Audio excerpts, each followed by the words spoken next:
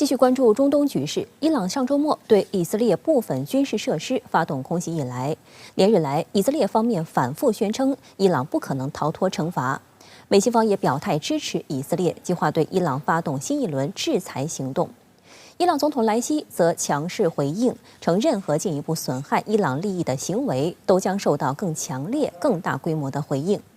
意义的紧张局势会否进一步升级？以色列可能采取何种手段报复伊朗？能奏效吗？来看详细分析。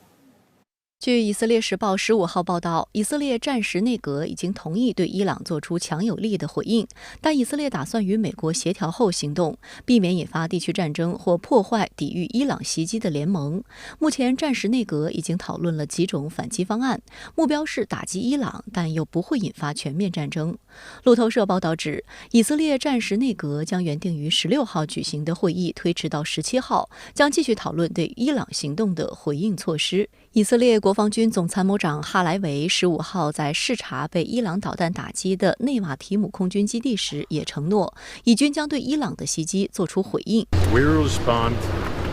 the way that we will choose at the time that we will choose. 另据以色列公共广播公司报道，以色列总理内塔尼亚胡在与其所属右翼政党利库德集团代表举行的会议上说，伊朗必须感到紧张，因为他们让我们紧张。他还说，当前重要的是以色列要用头脑而不是直觉行事。不过，也有以方官员表示，虽然要回应伊朗方面的行动，但并没有兴趣开展全面战争。我觉得可能有限的报复吧，但是不会扩大。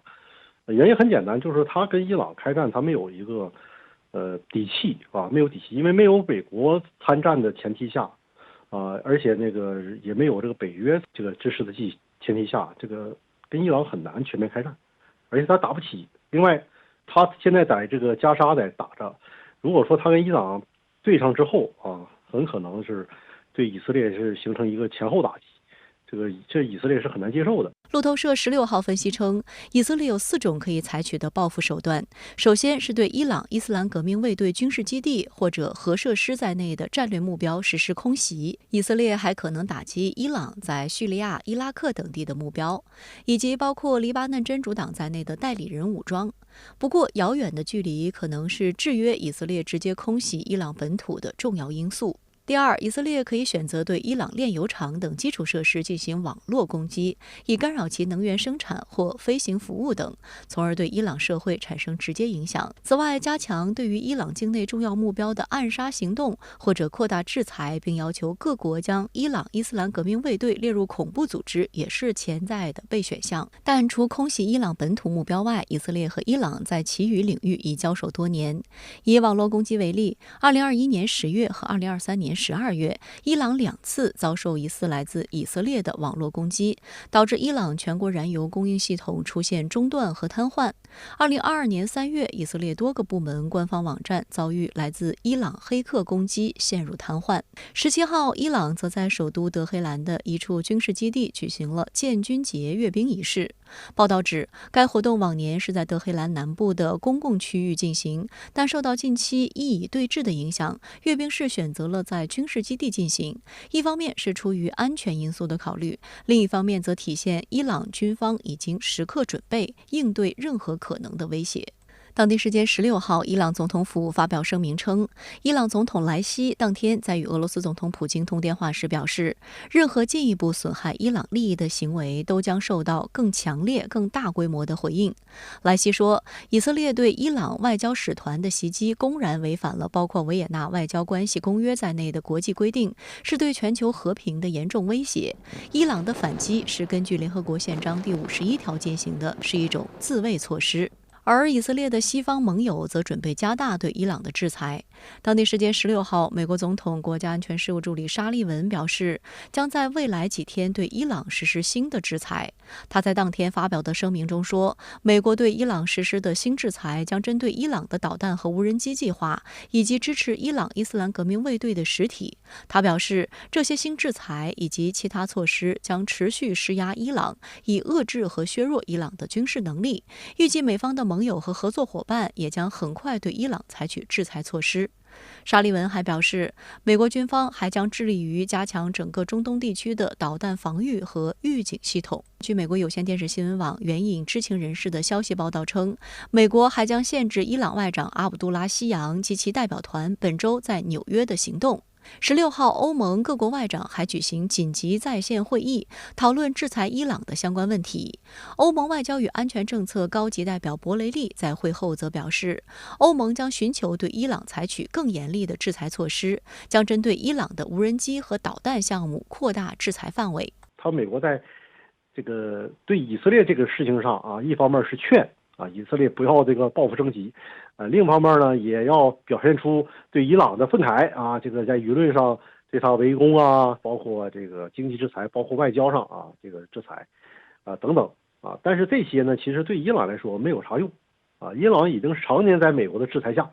但是一直都没啥用。在伊朗对以色列本土报复打击后，以色列誓言要让伊朗付出代价，新的中东战争会引爆吗？主持人好。中东战争的导火线呢正在迟迟作响。以色列说要让伊朗付出代价，不是威胁，而是在加紧准备。英国外相卡梅隆访问耶路撒冷以后证实，以色列人呢正在决定采取行动。伊朗对以色列发动袭击以后，各方呢都说自己赢了。以色列说损失轻微，拦截了伊朗99%的无人机和导弹。美国和英国呢也说赢了，两国出动的战机摧毁了、拦截了大多数的伊朗的导弹，保卫了铁杆盟友以色列的安全。伊朗呢也宣布赢了，导弹炸到以色列本土，要完美收工了，不再打了。既然各方都赢了，给人的感觉呢是各方都不想打了，就此要收手。况且呀，伊朗事先宣布了攻击的日期，好像是有意泄密，目标呢并不是要毁灭性打击以色列，只是让以色列长点记性，不要动不动呢攻击伊朗的军事设施和精英部队。但是再仔细琢磨呀，就发现以色列和伊朗的平衡呢还是被打破了。即便伊朗99%的无人机和导弹都被拦截了，但是伊朗的攻击体呢依然突破了以色列和西方国家的防线，打击到了以色列本土的军事基地。如果不事先告知，那么以色列能承受得了打击吗？即便有盟友的帮忙，能拦截到了那么多的无人机和导弹吗？因此呀，在以色列眼中，伊朗呢才是真正的赢家。不仅深入本国的腹地实施了打击，形成了巨大的威慑力，而且在中东地区呢获得了一定的尊重。以色列呢是双重失败。中东呢最弱的敌人哈马斯突如其来搞了一个阿克萨洪水行动，半年战争以后，哈马斯呢仍然在谈判桌上。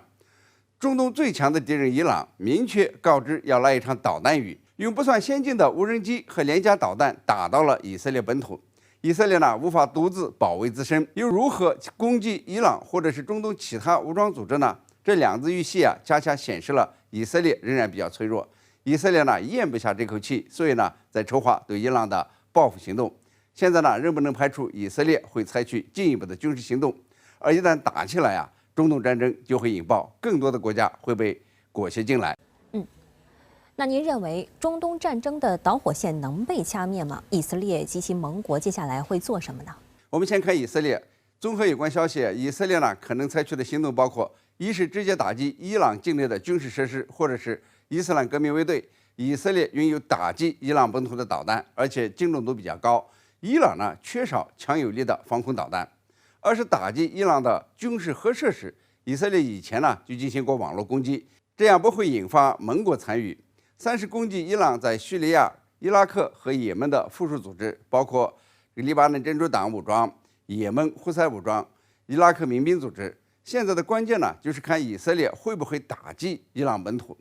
以色列的盟友，包括美国在内的7国集团，都在劝说以色列保持克制，别再打来打去。但是呢，也会做出让以色列消消气的行动来。比如说，美国呢已经决定增加对伊朗的制裁，包括对伊朗的导弹和无人机计划，对伊朗国防部管理的实体实行新的制裁。美国众院呢可能本周就要表决对以色列的军援法案。7国集团呢则在考虑是否对伊朗石油出口进行制裁，打击参与伊朗石油进出口的银行和能源公司。但是美国对此有顾虑，拜登担心呢会推高汽油的价格，而不利自己的选情。还有就是以色列的盟国准备呢提供更多的武器装备，提升以色列的防御能力。还有一项举措就是利用海湾阿拉伯国家对伊朗的反对情绪，设法孤立伊朗。不过呢，以色列率先袭击伊朗驻叙利亚大使馆，率先挑事的身份呢是难以抹掉。中东国家呢对伊朗的报复还是有同情心的，因此呀，要掐灭中东战争的导火线，最有力的可能还是美国。只要美国发出以色列不听招呼就拒绝提供武器和其他的支持，那么以色列呢有可能在重压下这个忍气收手。